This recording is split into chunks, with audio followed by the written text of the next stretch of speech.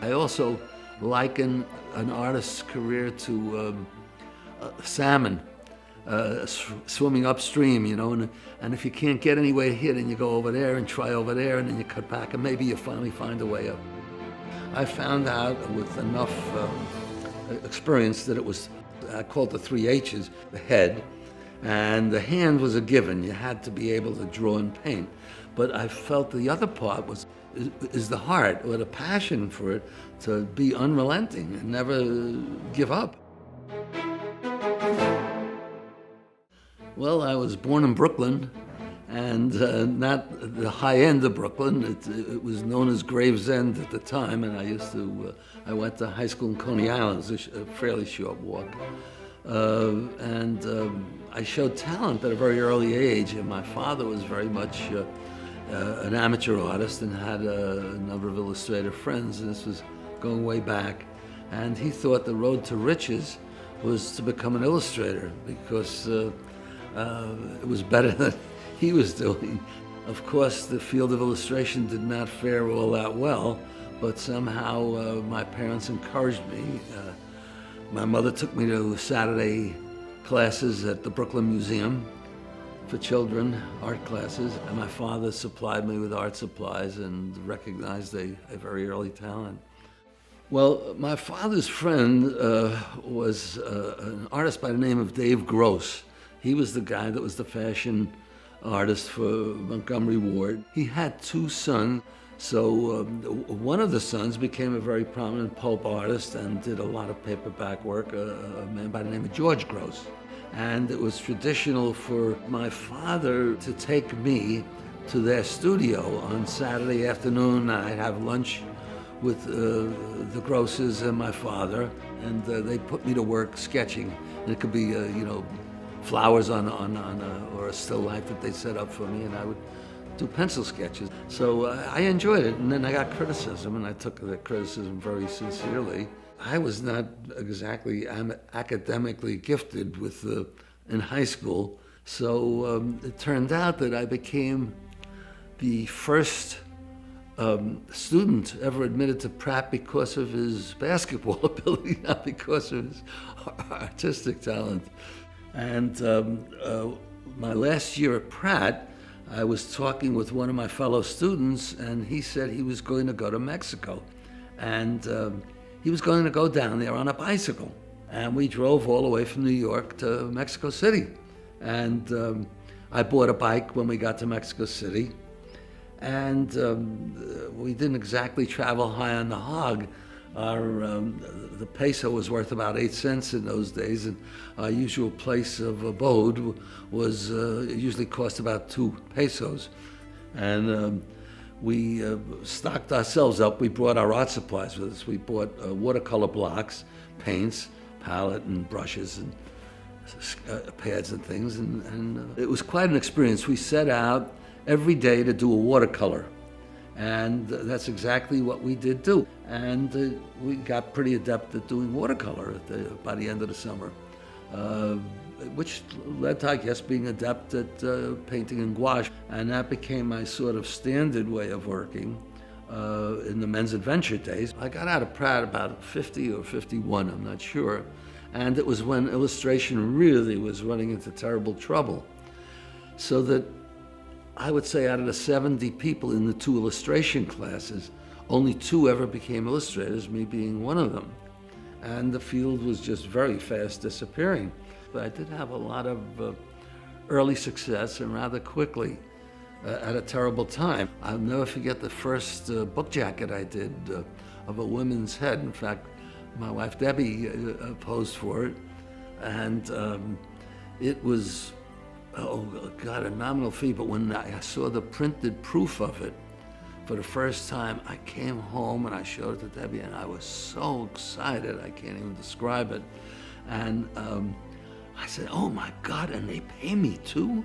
They reproduce my artwork and they pay me? I can't believe it. This is the way I'm gonna make a living? And oh my God, I got so excited about it, and I still get excited about each painting. And fortunately, I got into the men's adventure field where it was very complex, demanding, and quick, and you did not have time to get everything just right. You had to make it up or fake it and make it as convincing as possible. That led to True and Argosy were the top of the line in that, and then the hunting and fishing magazine. So I ended up doing work for Sports Afield, Outdoor Life, Field and Stream. But I was being literally paid more by the Men's Adventure magazines than Saturday Evening Post was paying me, as I remember. And in spite of what anyone says about artists, they all like to eat regularly and sleep in a dry place. So money has to be a motivation. I remember as the Men's Adventure field was sort of disappearing, that I said, well, gee, I ought to see if I can get some paperback covers to do. And I did some Western paperbacks, but there was a landmark change that took place for me. I went to National Geographic. I went down to Washington, and with some samples of my Men's Adventure work, I was very excited. They gave me a job on the spot. That changed my career because before delivering the paintings, I went and showed those originals to artist agent. And they introduced my work to the world of advertising. And I always had fun painting a picture. It wouldn't have mattered. I didn't have the same kind of psychology that was taking place with N.C. Wyeth and Norman Rockwell during their careers, where they thought that you were betraying your art by doing advertising art. And, I loved painting. I don't care what it was. Just kept me off the streets, so to speak. And it could be a woman holding a cake of soap, which I actually did. I had as much fun doing that as almost anything else. I just did it as well as I can and could, and I went on to the next. And I just kept painting and painting to the point where I did a lot of advertising, and it naturally led to the same sort of subject matter of historical subject matter and of action subject matter, so that the Men's Adventure action turned into movie posters that were action movies, such as the Poseidon Adventure and the Taking Pelham 1, 2, 3, and the Hindenburg and a whole bunch of others. And that was advertising art that never would have come my way, and I had such fun doing them. I can't begin to tell you. The interesting part about the Poseidon Adventure was that I found out in that movie the sizes of the people had to be according to their contracts, so that Gene Hackman had to be the biggest head, and the next biggest person, I think, was Ernest Borgnine, and then Stella Stevens, because that was the sexy image they wanted. I guess there had to be some parameters, but everyone else was according to their billing, so that the head, literally I had to measure with a calipers to make sure that the head was larger than the head that was supposed to be smaller. I got into the gallery business purely by accident, and I had my very first show at Hammer Galleries in 1977. I met a publisher of Civil War prints. I never knew such a thing existed. I had done a little Civil War work for CBS. I did the official logo for the blue and the gray. And I met him when I was doing the research for this painting, the high watermark. So he was familiar with my work, and he made me quite an astounding print offer. And I had never had a print come out in that field before, but he had that much confidence. He had a gallery also in Gettysburg, and he sold the entire edition of, I think, 750 prints that summer.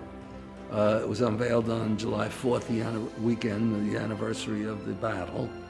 And by the end of the summer, the whole edition was gone. And I did some more Civil War art until I began to really take it seriously. He had an historian prepare booklets for me with ideas for paintings. And then I'd visit the site and I'd do it, and the next print became successful, and then the next one, until I decided that I was going to embark on epic events that were complex and really do it as well as I could, and learn to try to at least do convincing pictures that you can't photograph. So it became my manner of work. I always considered illustration, given the right subject matter, is fine art. What's the difference? I mean, wasn't Michelangelo an illustrator? You know, his page size was different. He had funny places where the folds were. He had an art director who was the Pope, and he had a publisher that was the church. How different.